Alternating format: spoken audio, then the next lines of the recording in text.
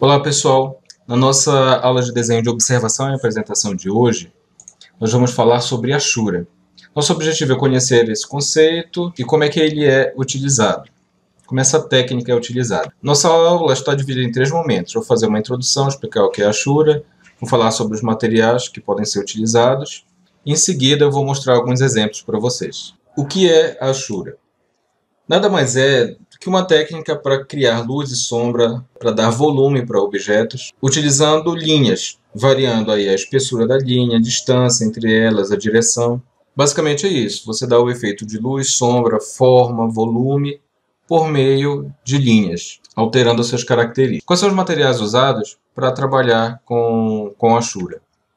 Os mais comuns, que vocês já conhecem: lápis, lapiseira, canetas nanquim. Na verdade, qualquer material que permita você traçar linhas. Então, isso tem uma grande variedade de material. Vários tipos de materiais aí de desenho. E não somente materiais, tem outras técnicas, como as técnicas de gravura, que permite trabalhar com representações que vão utilizar a Ashura. Por exemplo, a litogravura e a xilogravura. Mas o que é isso? A litogravura e a xilogravura, nós partimos de uma matriz, de uma base. No caso da litogravura, é uma pedra que vai ser trabalhada quimicamente. O artista vai trabalhar nessa superfície e esse desenho vai poder ser reproduzido em vários papéis. A mesma coisa a xilogravura, só que a base é a madeira. O artista vai trabalhar em relevo nessa matriz e depois, uma vez pronto o desenho, ele vai poder reproduzir esse desenho em várias superfícies. Pode ser, além da madeira e da pedra, também pode ser se trabalhar com metais. Tem diversas formas de trabalhar com gravura.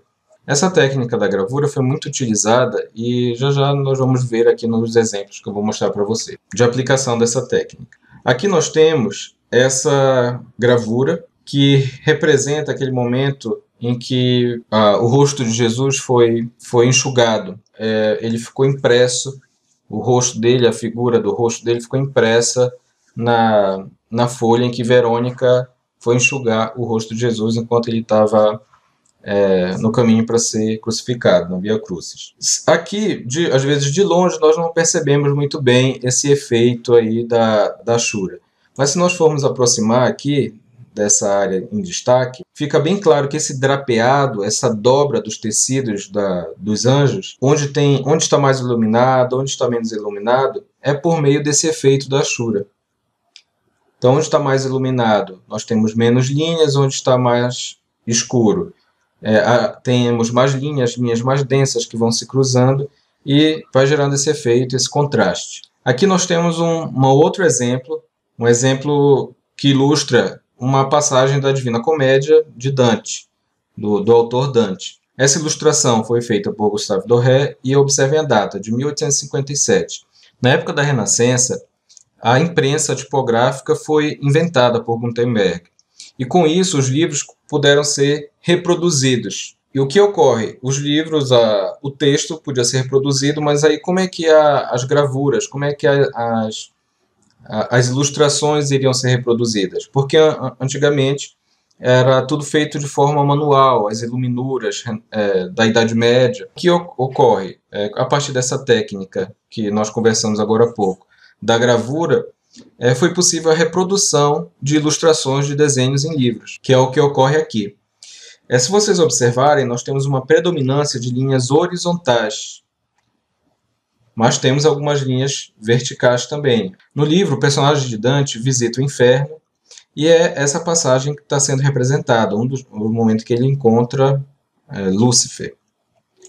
Vamos aproximar aqui dessa parte da ilustração. Aqui fica bem claro, quando nós nos aproximamos, nós percebemos a predominância das linhas horizontais e aqui nos personagens nós temos aqui as linhas verticais. É uma outra passagem do mesmo livro, quando os personagens agora visitam o paraíso. Aqui nós temos uma outra ilustração do Gustave Doré, que retrata o momento da construção da Torre de Babel, uma passagem bíblica. E seguindo o mesmo tema, nós temos aqui um outro artista, que é o Escher, trabalhando ainda com gravura. E, novamente, nós percebemos claramente essa utilização das achuras para dar uma ideia de volume, para dar uma ideia principalmente de profundidade. Que o Escher trabalhava muito com o tema da perspectiva, com a matemática no seu trabalho, com a geometria. Vamos ver alguns detalhes aproximando de algumas partes do desenho. Aqui fica bem clara a utilização das linhas das achuras. No caso, elas estão indo em direção ao ponto de fuga, algumas delas. Outras mudam o seu direcionamento para dar uma ideia de que nós estamos agora em um outro plano do desenho. E ao mesmo tempo ele muda, enquanto aqui nós temos um espaço branco, aqui nós temos um espaço preto, e assim por diante. E isso vai dando a ideia de volume no desenho. Vamos aproximar aqui em outra parte do desenho. Aqui observem que cada tijolinho ele foi colocando, tentou colocar numa direção diferente, para dar essa ideia de algo que está sendo edificado. O Escher brincava muito com efeitos óticos, com ilusão de ótica. Aqui, dependendo de onde você olha nesse desenho, você não tem muita noção. Aqui, dependendo de onde você olha para o desenho, pode ser um piso, uma parede, mas se a nossa referência for esse personagem, essa superfície aqui passa a ser um piso e essa daqui passa a ser uma parede. Observem a escada, às vezes é difícil a gente perceber onde uma começa, onde a outra termina. E ele brincava muito com isso. E claramente nós percebemos aqui o uso das achuras.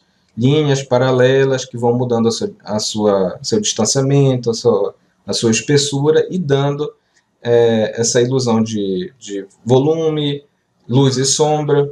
Um outro lugar que as achuras são muito utilizadas são nos quadrinhos. Aqui nós temos uma figura do Conan, pelo John Buscema, que é o artista. Aqui novamente nós temos uma outra ilustração. Vamos aproximar para ficar mais evidente o uso da achura aqui na pedra, no personagem, na sombra sobre o personagem.